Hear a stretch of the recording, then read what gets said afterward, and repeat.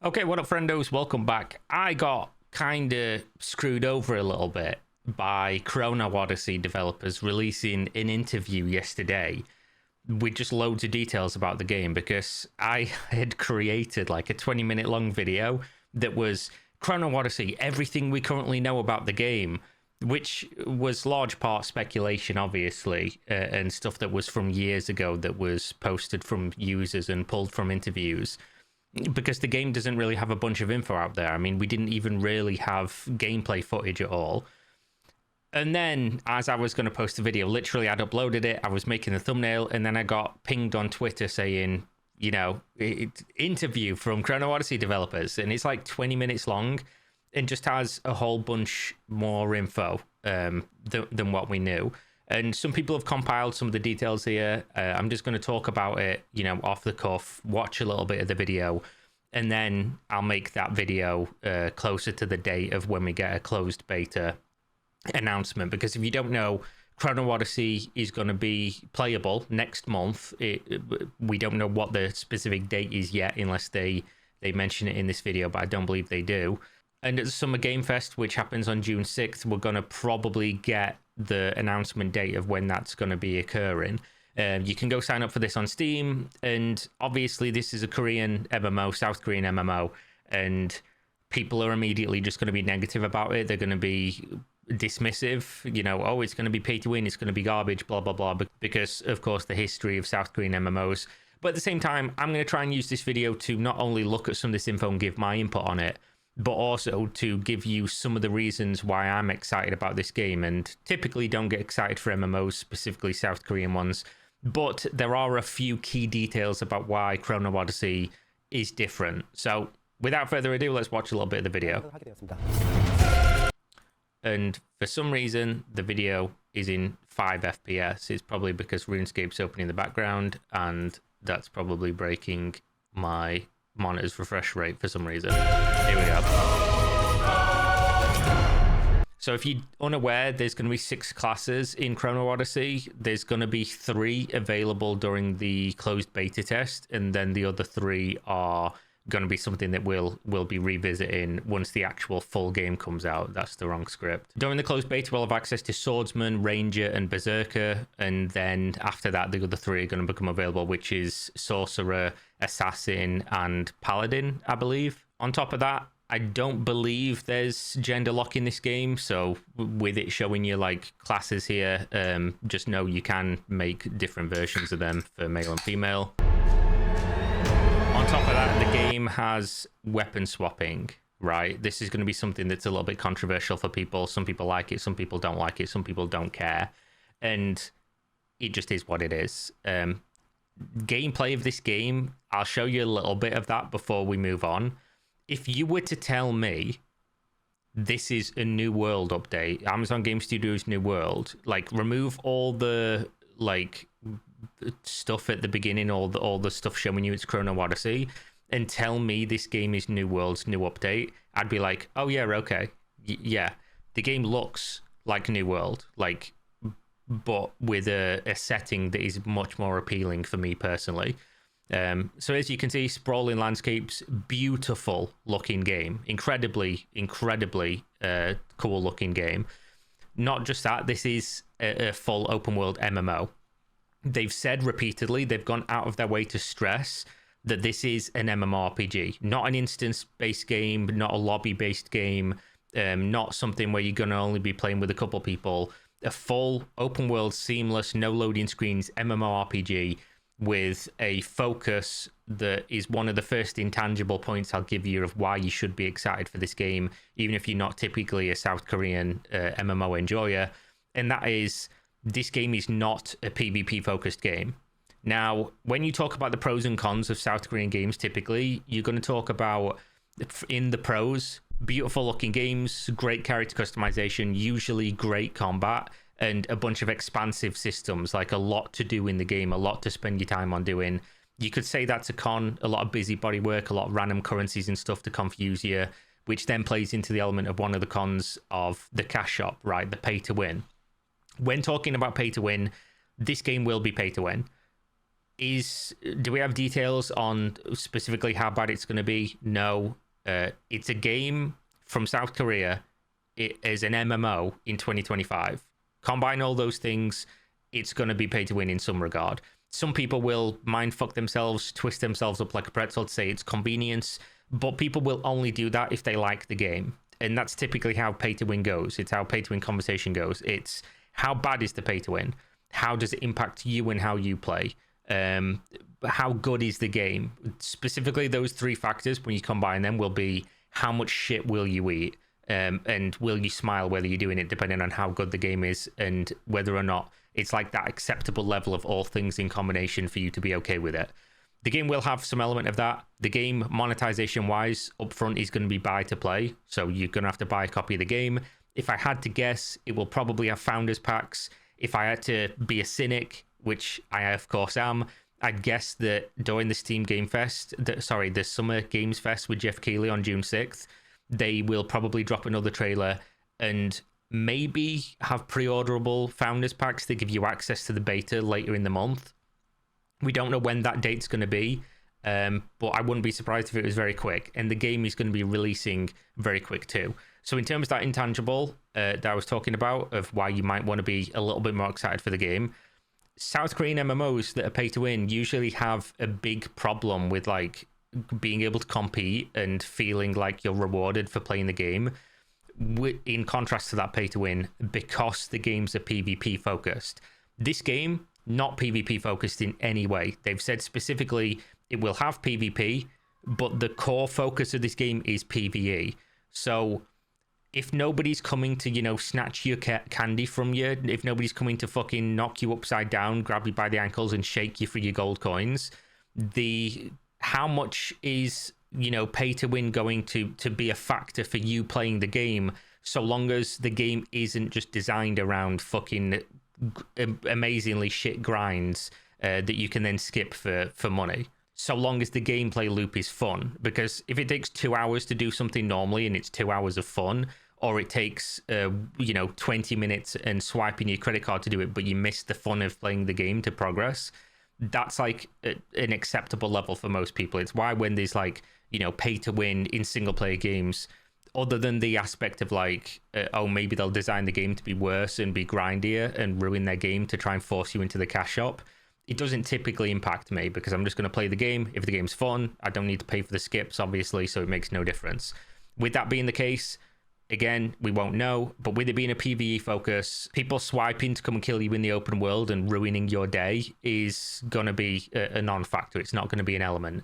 In terms of what the PvP is, they've said that you're going to have to basically flag up, but there are systems in the game whereby there might be some content that you can go and do, but there is also elements into the game that they're building that is PvEVP, so player versus environment versus player, which might be some kind of like extraction mode. Either way, it's going to be go into an area, there's a boss or monsters or whatever, collect resources, and there's going to be other players in there.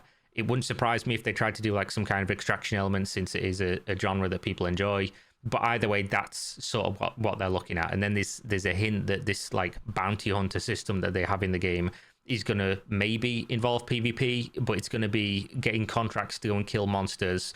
And then maybe some of those, and then the speculation is some of the higher end ones of those, or maybe all of them, will have an element of PvP to it. But you'll see what I'm talking about here.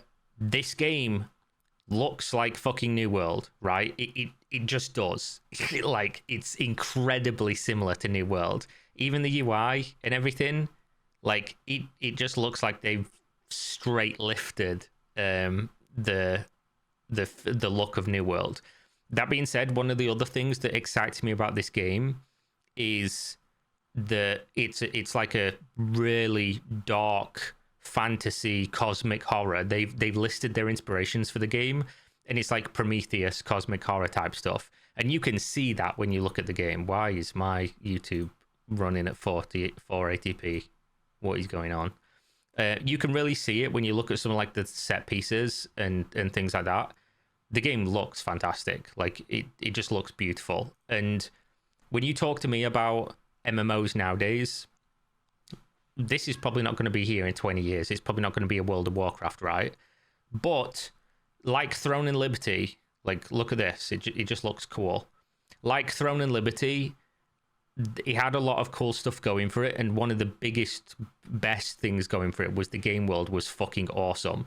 And if you put me in that game for 2-3 weeks, I'm going to enjoy my time for 2-3 weeks. The game's eventually going to turn me off, and I'm going to stop playing. But when you look at this, it looks like a really cool, fun combat system. It looks like an amazing world. It looks like a really cool setting. And it doesn't appear to have some of the drawbacks that made Throne and Liberty what it was, which was a game that had a lot of potential, but a game that ultimately was going to fail because there was no content, and the game was designed around being mobile. And that's intangible number 2 that I'll bring up of why maybe it might be a little bit more exciting for you when you understand the context. And that is, like Throne and Liberty was originally designed, it was like a lift from a mobile game, which meant the combat was not very good because it was designed for auto play, auto combat, and a lot of the systems were like literally copy and pasted from mobile games, like the dungeon system and the way that you get loot and things like that. This game, not a mobile game. If you go and look from 4 years ago, some of the info around the game was like mobile, console, PC. The game's been in development since 2019, and the mobile part was removed from all their marketing like 2 years ago. Now on their main website, on Kakao's website, the game lists console and PC. So they've had like 3 or 4 years developing the game, not with mobile in mind. So maybe this is something that comes out later. Maybe this is something that they go back on later. Maybe they're just forgetting to put it there, but they only keep mentioning console and PC. And the developer making this game already makes money from mobile games, mobile gacha games. It's what they do, NPixel. So this might just be their answer to just supplying different markets and not trying to encroach on their own territory, so to speak, or double dip into the pool with 2 different mobile games. If this isn't designed for mobile, you can expect a much better game, basically, for PC and console. It's one of those things that when you point out a new MMO to me and I see for console, PC, mobile, or PC and mobile, I immediately just don't want to play it, because I know the concessions you have to make to have a game available and playable on PC and mobile at the same time means the PC version of the game's probably not going to be for me. It's probably going to have too many corners cut to make it playable on mobile. With that being the case, with this not being a mobile game anymore, a full-fledged, full open world seamless MMO with like a really cool aesthetic, really cool looking combat system with dodging and parrying and all this good shit. Yeah, definitely something for me. So what they've shown so far in terms of combat and stuff to do, they're not showing a lot of the UI because it's obviously blocked off, but stamina system, dodge, parry, fighting big monsters, fighting hordes of small monsters. It really does look like they're going for Dark Souls type. I know it's overplayed. I know people use that for literally everything nowadays if there's like a dodge system. But with like the style of this game, not just in the gameplay, but in the visuals and everything, it really does look like that's what they're trying to do, which if they can pull it off is going to be a really cool game. Now, one thing that they have mentioned, because this is a big deal for a lot of people, is it Trinity? What do I mean by Trinity? That would be tank, healer, DPS, right? They've said that you can basically play the game without being forced into Trinity, but there is still tank, healer, and DPS. So it's just confusing about how much of this is going to play a factor and how important is it going to be. They've said specifically tank and healer are going to be able to play the game solo. They're going to be able to progress through the game without needing a group, which is cool. One of the things that always kind of bothers me about South Korean games is that, one, they're always just PvP focused and there's not really a great deal of focus put on PvE, which, you know, if I want to play purely PvP, I can go play Counter-Strike or whatever else. And it's typically, like I said, a pay-to-win fest or play 16-hour per day fest. And the other thing is they very rarely have Trinity, right? They usually have like a very loose system, and games like Black Desert Online really suffer from just not having compelling group play. Maybe it does a little bit more now, but in a game where there's no encounter is designed around somebody healing and somebody taking aggro and things like that, it's really difficult to make compelling PvE gameplay for groups, because if everybody is self-sufficient and you can just get good and dodge everything, then it kind of makes doing the content in a group kind of pointless, right? Because you're all just you're not really a group, are you? You're just a bunch of individuals doing something at the same time. So with that being the case, with this saying that they're having the ability to solo everything, which you can see if you check their Steam page, by the way, it says it has dungeons and raids, but if you're good enough, you can solo them, which I don't know. I don't know if that means they're going to be designed so that the tank and healers just for giving you forgiving gameplay. So if somebody makes a mistake, you can heal them and you can just heal the tank or whatever and just spank it a little bit more than you would do if you were playing it solo, where you can just dodge and parry everything and be okay.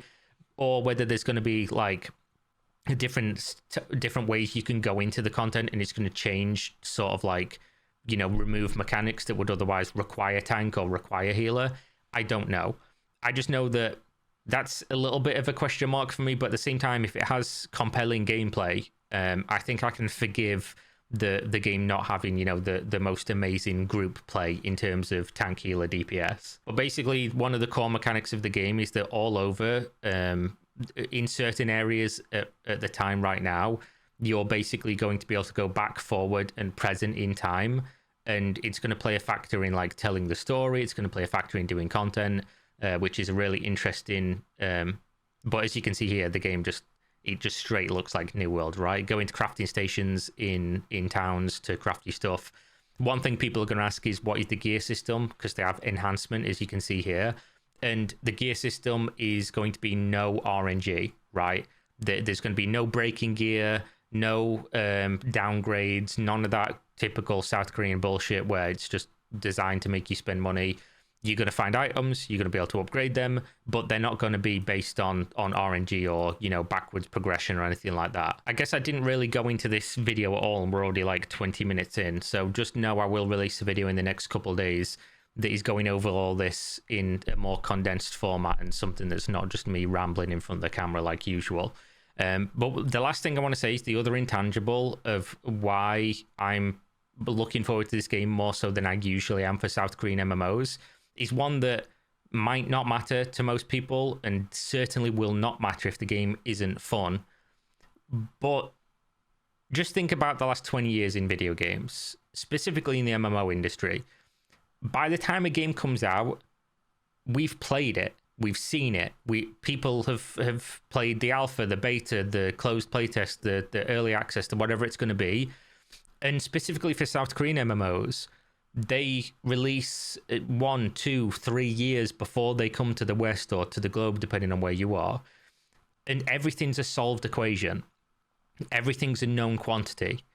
With Chrono Odyssey, we know almost nothing. There's been some people in the closed test, a very limited number of people, and then obviously there's going to be a closed beta test in the next couple of weeks or so. But in general, this game, nobody really knows anything about it. Like, up until now, we've not even seen real gameplay with a user interface on it. And even now, you know, we have it, but it's not really, you know, you're not really seeing it completely because they have stuff covering and you don't really know what it looks like the rest of the time. This is an important factor for me. It might not be for other people, but the fact that there's not thousands of fucking, let's call them what they are, realistically, fucking nerds that have gone and played the South Korean version for 2,000 hours before the game releases in the West, and they've got 1 million guides and everything has been figured out already before the game releases, and you're of the opinion, oh, I'm going to go in and play this new fun multiplayer game, and then everyone already knows everything about it before you even get in there. There's nothing to discover. Everyone's playing whatever the S tier list fucking classes and things like that. That's not fun for me. I don't like it. I like the illusion of being able to compete and being able to do, you know, be the first person to do something or the first person to figure something out, even if it's not realistically possible, right? So with Chrono Odyssey, it's going to be a global launch. Nobody's getting it before anybody else, and we're all going to be in the test at the same time together, so long as you get the closed beta access that they'll probably sell us in Founders Packs, let's be real. There hasn't been, you know, this is not a Kickstarter MMO. This is not something that's had 6 years of playtests before we get our hands on it. When you combine the pay to win probably not being as big of a factor, as long as they don't design the game around a lot of convenience with stuff, you know, doing it normally is terrible, but spend $15 and it's a little bit more bearable, i.e. Black Desert Online, weight, inventory, pets, maids, fucking in say the other 7,000 things you have to buy in that game. As long as that's not a big factor, we know people are not just going to be, running in and taking a shit in your Cheerios while you're just trying to kill some monsters and have a good time and relax after work. We know that people are not going to have thousands of hours ahead of us because the game's going to release simultaneously. And the game's got a really cool aesthetic. One thing I will show you is the very beginning in this video. Like, if you look through some of these scenes, it just looks really cool. And you'll have to forgive the frame rate, by the way. If at any point you're watching this and like, oh, the frame rate's fucked, I have another RuneScape client open on my other monitor. And for some reason, if I have a game on one monitor and video on another monitor, it messes with the frame rate on YouTube. I have no clue why. I'm not really one usually to get into the art style or the aesthetic of a game or whatever, but there's just something about, I love cosmic horror anyway, but there's just something about this game world that just looks fucking cool. It just looks amazing. All the enemies and everything, all the things that you see in the environments, it just looks like it's going to be really interesting to play. It might even be an MMO that for once I don't skip all of the cutscenes because of things like this, right? Like, it looks like there's a mystery. It looks like there's something really interesting to figure out. And then you see shots like this, and it looks like the game world is fucking beautiful. So there's a lot of stuff to talk about with this game. Obviously, they're just some of my thoughts, and I'll put the rest of them in a more condensed version into another video in the next couple of days. And if you're interested, check that out. And go sign up for the beta if you want to. Obviously, if it's free to test, then if it's fun, you'll find out, and we'll have to see what the monetization and things of that nature are like as the game comes out. But so far, this is definitely looking like the most exciting MMO of 2025. We don't get many every year, and it would be really cool if this is the one that we do get and defies expectations, of which I try not to have many, but this one definitely is something I kept an eye on, and then the info that's came out makes it look like it's actually exciting, unlike Throne of Liberty and stuff like that, which really didn't raise my temperature at all. So there we go. Thanks for watching. Let me know what you think in the comments. I assume there's going to be a lot of people like, South Korean, cacao, MMO, no thank you. But, we'll see. Hopefully it's a cool game. And if you want to buy some gamer subs, you want to support my content, check out the link in the video description. Use my discount code. You get a discount. I get a kickback. They're running a JoJo Bizarre Adventure right now, promotion. So I think that's going to be a limited time thing. Go check that out for sure. And yeah, I'll see you next time. Stay safe. Peace.